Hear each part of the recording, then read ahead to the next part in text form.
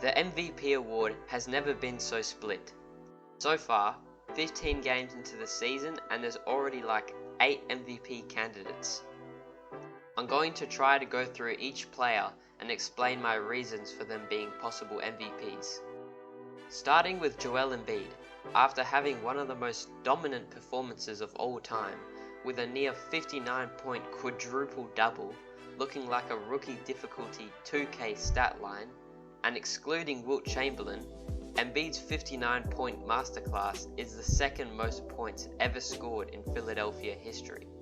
After leading the league in points per game last season, Embiid somehow improved his scoring by averaging 32.3 points, 10 rebounds and 2 blocks. But the MVP doesn't just go to the player with the craziest stats. You have to actually win games, and the 76ers have definitely disappointed this season, floating at the bottom of the ladder at 9th seed. Secondly, we have Wardell Stephen Curry II, who is trying his best to carry his Warriors. Klay Thompson is beginning his regression and it's quite clear, shooting worse than Russell Westbrook, and on top of that, the entire Warriors bench is hopeless. Steph is averaging 33 points per game on 50-40-90 efficiency, which has never been done since Steph Curry himself in the 2015-16 season, where he won the first ever unanimous MVP. But it's the same reason that Joel Embiid probably won't win. The Warriors are the 12th seed, sitting next to the San Antonio Spurs, who have 5 19-year-olds on their team. But I'm sure further down the season their record will improve. Next, we have Nikola Jokic. After winning 2 MVPs in a row, it's almost impossible that he will win again because of voters' fatigue. But I couldn't leave him out of this list, as the Nuggets have been playing like a finals contending team, sitting at the 3rd seed. Nikola Jokic hasn't been putting up insane monster scoring numbers like Joel Embiid, but as NBA journalist Michael C. Wright perfectly writes, his fingerprints have definitely been all over this team's wins. Jokic is leading the Nuggets in points, rebounds, assists, steals, and player efficiency rating, and is nearly averaging a triple-double. Once again, I don't think he'll win the MVP solely due to the voters' fatigue, but he definitely deserved to be on this list. Now we're heading into the top 5, and I've snuck in Shay Gilgeous-Alexander, who was also in the race to win the Most Improved Player award. Just last night, as Shay was leaving the Wizards' court after a 42-point performance, there were Washington fans chanting MVP, which is really rare. You usually never see fans of the opposing team say anything positive to the other team. Shay is the 2nd player this season to average 30 plus points on 50-40-90 efficiency, putting up 37 plus points in each of the last 3 games, and has a player efficiency rating of 30, which is 3rd in the league behind Luka and Curry. 32 points per game on crazy good efficiency sounds pretty good, but not trying to hate on Shay, but I doubt that he'll keep this up for the rest of the season. But if he does, then that's great, and he definitely has a chance at winning the MVP. In the 4th spot, I have Donovan Mitchell.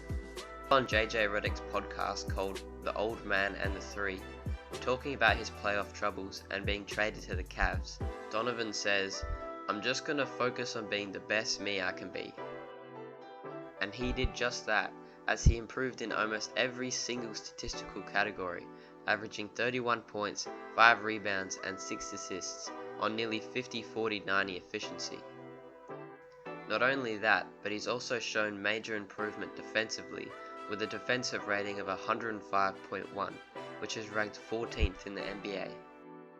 D-Mitch led Cleveland to an 8-1 record in the first 9 games, and is now sitting at a pretty confident 4th seed, so I definitely think he has a good chance to win MVP. Next, cracking the top 3, I have young 19-year-old superstar Jayson Tatum, that has just come back from taking his team to the finals last year.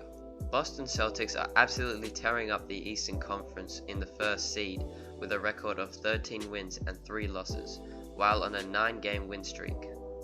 And Tatum is leading this dominating team, averaging 31.1 points, which is top 5 in the NBA, and is averaging 7.4 rebounds and 1.4 blocks. Boston is 1st in offensive rating, and this is largely due to Jayson Tatum, as while Tatum is on the court, the offensive rating explodes to 130.1, but as soon as he's benched, it plummets to 98.5. And if the point of the MVP award is to award the most valuable player to a team, then Tatum has a very good case to win. In second place, I have the Greek freak Giannis Antetokounmpo, who has improved year after year, and this year is no different as he's averaging 29.9 points per game and grabbing the second most boards per game with 11.8, and among power forwards, he's third in assists with 5.5. Now, I could go on and on about how great he is offensively, but he's also on pace to win Defensive Player of the Year. Imagine being a top 2 offensive and defensive player in the NBA while also having an 11-2 record. Giannis would easily be the MVP this year. Well, he would easily be the MVP this year if it wasn't for Luka Doncic, leading the NBA with 34.4 points per game, leading the NBA point guards and rebounds per game with 8.8, which is a whole 2 rebounds off second place, and is grabbing more rebounds than notable centers such as Christian Wood and DeAndre Ayton. But it doesn't end there. While averaging an insane 34 points per game, he didn't stop on the playmaking end, as he's also averaging 8 assists, which is top 7 in the league, 2 40-point triple-doubles in his first 12 games, and 4 30-point triple-doubles. Many say the reason Luka will never win MVP is because of his lack of defense, but he's actually second in steals per game and also has the best defensive rating of his entire career. If Luka keeps this up for the rest of the season, which I'm pretty confident he can do, he will easily win this MVP.